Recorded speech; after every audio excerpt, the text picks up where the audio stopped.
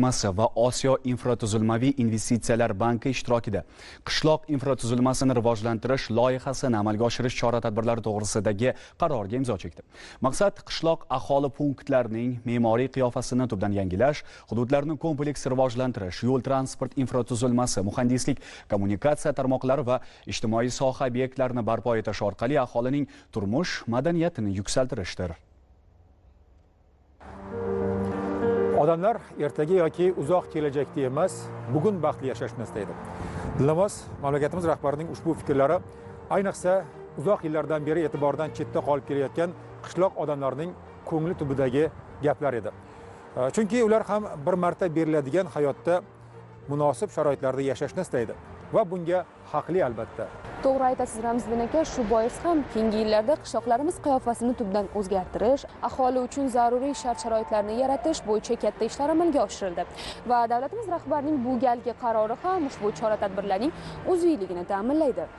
O'zbekiston prezidentining Jahon bankining Xalqaro taraqqiyot uyushmasi va Osiyo infratuzilmaviy investitsiyalar banki ishtirokida qishloq infratuzilmasini rivojlantirish loyihasini amalga oshirish chora-tadbirlari to'g'risidagi qarori qishloq aholi punktlarining ma'muriy qiyofasini tubdan yangilash, hududlarni kompleks rivojlantirish, yo'l transport infratuzilmasi, muhandislik, kommunikatsiya tarmoqlari va ijtimoiy soha obyektlarini barpo etish orqali aholining turmush madaniyatini yuksaltirishga yo'naltirilgan. Barchamizga ma'lumki, aholini bugungi kunda ichimlik suvi bilan bog'liq, ijtimoiy soha bilan bog'liq, yo'l transport muammosi bilan bog'liq masalalarimiz juda ko'p.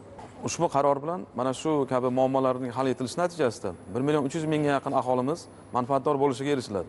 Yana bir tomoni, mana shu muammoli masalalarimizni yaxshilanishi natijasida fuqarolarimizni tadbirkorlik bilan shug'ullanishiga shart-sharoitlar yaratiladi.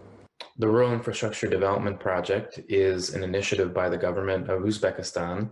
Qishloq infratuzilmasini rivojlantirish loyihasi bu jamoatchilikka asoslangan yondashuvlarni keng miqyosda qo'llashning O'zbekistondagi birinchi namunasi. Asosiy infratuzilma va xizmatlarga, shuningdek mahalliy boshqaruvni qamrab oluvchi loyihalarga yo'naltirilayotgan sarmoyalar qishloq aholisining turmush darajasini yaxshilashga, shuningdek xususiy sektor muhitini qo'llab-quvvatlashga va eng muhimi kambag'allikni kamaytirishga asos bo'ladi. Biz kelgusi 4 yil ichida loyihani amalga oshirishda O'zbekiston hukumatini qo'llab-quvvatlashga tayyormiz. Qarorga ko'ra 2020-yil 17-yanvarda O'zbekiston Respublikasi Jahon bankining Xalqaro taraqqiyot uyushmasi bilan 100 million AQSh dollari miqdorida hamda 2020-yil 28-mayda Osiyo infratuzilmaviy investitsiyalar banki bilan 82 million AQSh dollari miqdorida qishloq infratuzilmasini rivojlantirish loyihasi bo'yicha 5 yillik imtiyozli davr bilan 30 yil muddatga qarz bitimlari imzolangani. Loyihani amalga oshirishda O'zbekiston Respublikasining ulushi 1.6 million dollar miqdoridagi mablag'ni tashkil etayotganligi qayd etilgan. 5 yilga mo'ljallangan loyiha Farg'ona, Andijon, Namangan, Sirdaryo va Jizzax viloyatlarining iqtisodiy va ijtimoiy rivojlanishda nisbatan ortda qolayotgan 21 ta tumanida amalga oshiriladi. Tumanlarni tanlash mezonlari bu tuman markazidan olisda joylashgan qishloqlarning infratuzilmasini rivojlantirish va undan keyin suv, ya'ni ichimlik suviga bo'lgan tanqislik, yetishmovchilik bo'lgan qishloqlarni tanlash va davlatning infratuzilmani rivojlantirish dasturlariga kirmagan qishloqlar bo'lishi kerak. Mana shu 3 mezon asosida tanlab olinadi qishloqlar va ushbu qishloqlarda asosiy infratuzilma loyihalari amalga oshiriladi. Eng muhim tomoni, loyihalar aholi tomonidan taklif etiladi. Aholini taklifi va qarori bilan o'rganib chiqilib, ushbu aholi qaror qilgan sub loyiha, ya'ni kichik loyiha amalga oshiriladi. Ushbu loyihada asosiy ikkita komponentdan iborat. Birinchisi asosiy infratuzilma va ijtimoiy soha obyektlarini qurilishi sohasi, ya'ni qurilishi, ta'mirlanishi, rekonstruksiyasi.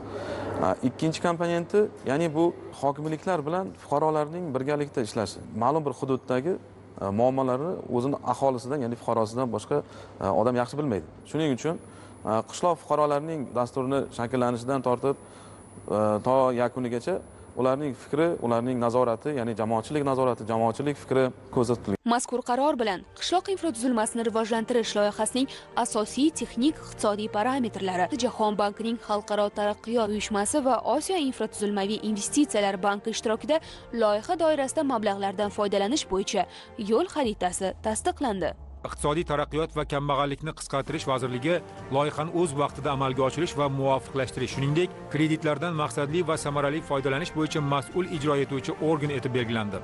Ushbu vazirlikka Mahalla va oilani qo'llab-quvvatlash vazirligi bilan birgalikda loyiha doirasida aholi orasida ijtimoiy ma'naviy muhitni sog'lomlashtirish, mahalla institutini yanada qo'llab-quvvatlash hamda oila va xotin-qizlar bilan ishlash tizimini yangi darajaga olib chiqishda doimiy o'zaro hamkorlikni yo'lga qo'yish bo'yicha zarur choralarni ko'rish vazifasi yuklatildi. Har bir inson atrofidagi sharoiti yaxshi bo'lsa, elektri bo'lsa, suvi bo'lsa, uyidagi sharoit yaxshi bo'lsa, ko'chasi bo'lsa, ko'chada, mahallada sharoit yaxshi bo'lsa, o'zini baxtli his qiladi. Hayotga qarashi, ma'naviy qarashi o'zgaradi.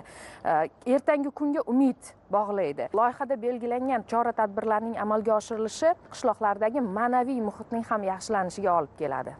Eng muhimi ushbu raqamlarning har biri ortida odamlarning ko'ngliga yorug'lik olib kirish, ularning yukini yengillatish, munosib turmush kechirishlarini ta'minlashdek hayotiy, oddiy, lekin o'ta zaruriy maqsadlar turibdi. Prezidentimizning mazkur qarori avvalo ana shu jihatlari bilan ahamiyatlidir.